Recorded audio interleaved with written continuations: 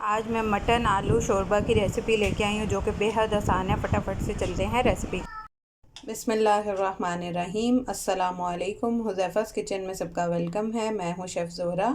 आज मैं लेके आई हूँ आप लोगों के लिए आलू और मटन गोश्त जो है आलू गोश्त की रेसिपी।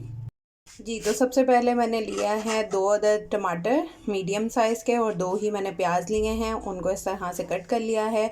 1 टेबलस्पून जो है वो लिया है लहसुन अदरक का पेस्ट और इसमें गोश्त डाल दिया है, मटन डाल दिया है और थोड़ा सा पानी। अब हम इसमें स्पाइस ऐड करेंगे।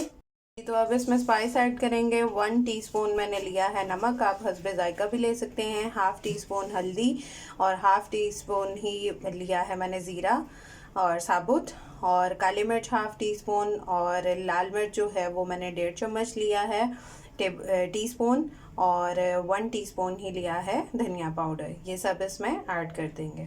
अब इसमें 1 कप मैंने कुकिंग ऑयल ऐड कर दिया है। अब इसको वेट लगा देंगे। अब इसमें मैंने आलू डाल दिए हैं और इसकी भुनाई कर लेंगे। 2 गिलास इसमें पानी डाल देंगे। तो ये हमारा आलू गोश्त रेडी है। अब इसको डिश आउट करते हैं। जी, तो झटपट जो है वो हमारा आलू गोश्त तैयार हो गया है। आप लोग ट्राई करके अपना फ़ीडबैक लाजमी दीजिएगा।